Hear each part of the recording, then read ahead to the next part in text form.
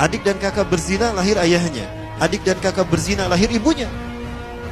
Jadi ayah dan ibunya ini lahir dari proses yang haram. Dan ketika ibunya menstruasi, disetubuhi sama ayahnya. Jadi itu.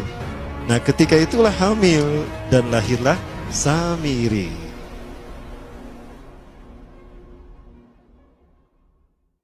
Nasab kelahirannya adalah nasab yang aneh para Allah. Ya, dia lahir dari termasuk Bani Israel. Ya, Bani Israel ini keturunan Nabi Yakub. Yakub itu gelarnya Israel. Keturunannya disebut Bani Israel. Dari Yehuda. Yehuda ini adalah anak laki-laki dari istri pertama Nabi Yakub alaihissalam. Nabi Yakub istrinya 4. Yang pertama bernama Ya'la. Dari Ya'la ini melahirkan 6 orang. Salah satunya bernama Yehuda dan Lewi. Lewi melahirkan Nabi Musa alaihissalam.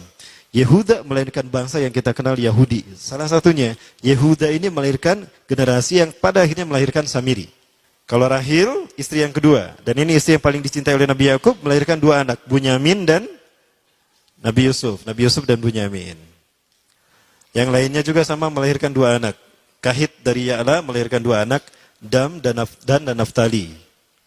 Ya. Anak tertua dari Nabi Yakub dari istri pertama bernama Raubin.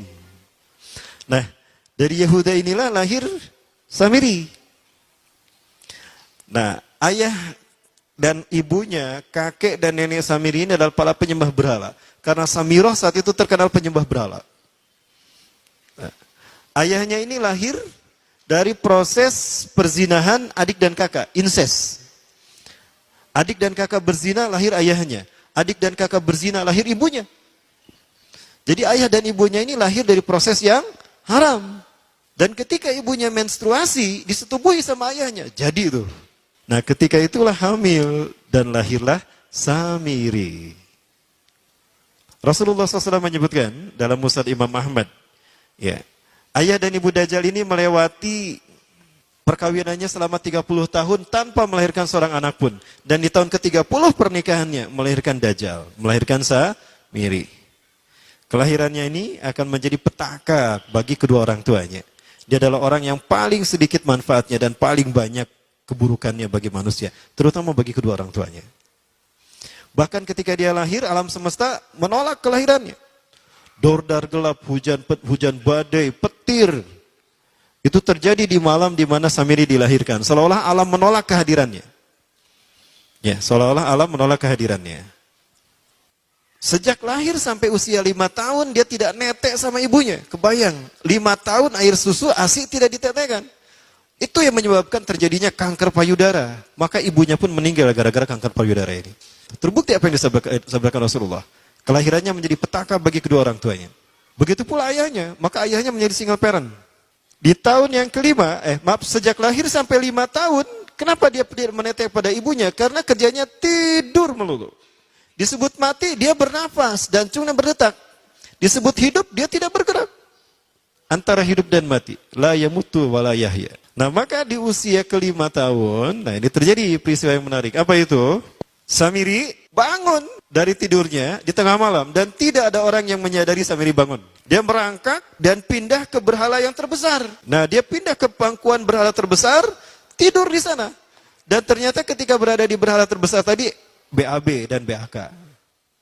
Ya, buang air kecil dan buang air besar. Besoknya itu adalah hari pemujaan kepada dewa-dewa mereka, bangsa Samirah. Apa yang terjadi? Ketika terjadi ritual pemujaan tadi, maka sang raja yang dipertuhankan oleh kaumnya mencium sesuatu yang tidak enak. Bapaknya Samiri ini adalah tokoh agama paganisnya. Pas dilihat, kaget sang raja. Ternyata itu pesing berasal dari pantatnya si Samiri yang ada di pangkuan berhala terbesar. Marah murka tuh sang raja. Itu anak kamu, kenapa ada di situ? Ya, kurang ajar kamu, ya telah menghina Tuhan kita. Kenapa kamu pindahkan anak kamu ke situ? Oh tidak Tuhan, saya tidak memindahkannya. Bagaimana saya bisa menghina Tuhan saya? Lalu siapa yang memindahkannya? Kan dia lumpuh. Nah, sekali lagi, kehadirannya menjadi petaka bagi kedua orang tuanya. Akhirnya raja marah dan ayahnya dipenjara. Selama ayahnya tidak bisa membuktikan penghinaan tadi, maka ayahnya dihukum mati. Pada akhirnya ayahnya pun dihukum mati. Ya, sedikit manfaat bagi kedua orang tuanya. Maka kemudian dia hidup dipelihara oleh sang raja. Dan pas di usia dia 5 tahun itu, Allah menimpakan murkanya kepada bangsa Samirah yang sudah kelewat batas, ya, maksiat dan sudah tidak ada toleransi dari Allah untuk mereka hidup di bumi, maka Allah perintahkan malaikat Jibril menghabisi mereka. Maka bangsa Samirah ini pun diratakan. Si Samiri karena masih balita, ya Allah selamatkan dia lewat malaikat Jibril. Diselamatkan dia dan ditempatkanlah di pulau entah berantah. Ada yang menyebutkan pulau ini berada di Laut Yaman dan pulau ini dinamakan Pulau Sokotra. Pulau Sokotra ini adalah pulau yang berada di ujung Jazirah Arab. Ini pulau tempat di mana Dajjal atau Samiri dibesarkan sejak 5 tahun sampai usia 100 tahun. Ya, dari usia 5 sampai 100 tahun dia tinggal di Pulau Sokotra ini.